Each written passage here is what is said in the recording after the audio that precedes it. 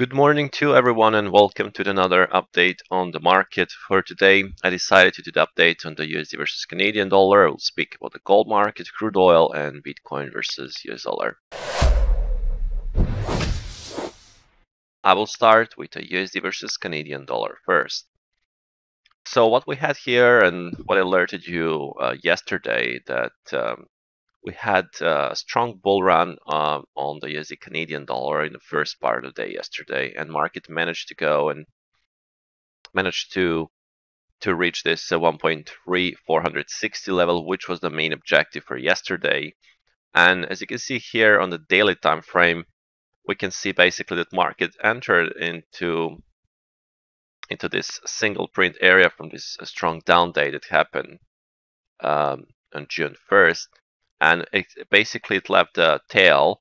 Market closed well off the high, almost around the middle of the previous day range, and that's basically definitely a sign that weakness appeared yesterday. Now, if we take a look what is happening on the hourly time frame, seems like market wants to retest now the area around 1.3, I will say 400 mark, and retest this previous resistance, which now can act like potentially like support. So this will be very important to watch and see what kind of price action we'll have around this area. Some of the scenarios, of course, the market will just test and we find aggressive buyers. There is a chance for the rotation back up towards the 1.3, 490 or 500 mark.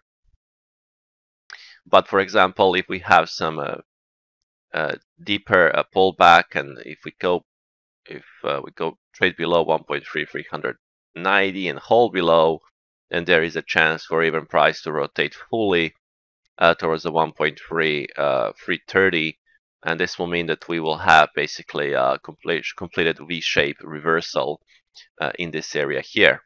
So depending on what kind of price action we will see and how the market will react around this pivot level, we will see will we have a rejection or basically even further downside movement towards the lower reference points. If we speak about the gold market, again, the market is in a very noisy environment, and the market traded below 1925, but it became very noisy around this level. And after the period of consolidation, it took about like 10 hours to develop. We had a rally back towards the 1930 level where the market is trading at this point. Supply trend line is still active, and we can see also the most recent one. Market is trying to break at this point, so we can develop two scenarios around this area. So either we will have like some kind of rejection again of this level and further downside. I would like that if market can clear 1923 and then hold below, which will then be a good sign for the further sell-off towards the lower reference points like 1903 or 1895. This will mean that market just continue with the supply trend line with this dominating downside cycle in the last couple of days. But if we can see some bigger and stronger demand, and if the market can go through some previous pivots, for example this area here, I would also like to see the breakout of the supply trend line. If we have some significant upside impulsive move with a shallow pullback, then we can expect higher prices, maybe even 1946 or 1953 to be on the test. So either, I would like to see some bigger supply to kick in, take the low, and then hold below for a further drop, or some significant increase. And if we can take 1935, 1938 and hold above, then that can be a very good sign for this upside structure to develop. Speaking of the crude oil, this is very interesting. So we spoke about this potential sell-off yesterday, and market actually did exactly that. 79.96 is the level, which was also one of the objectives.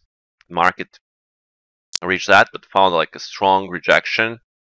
So buyers were just beating from that level yesterday in the crude oil, and they managed basically to close even a positive day near the high. So now it will be very important to observe what the market is doing this morning. We can see that market went into the very flat environment, very tight consolidation here. So let's speak about two scenarios here. If market can trade below this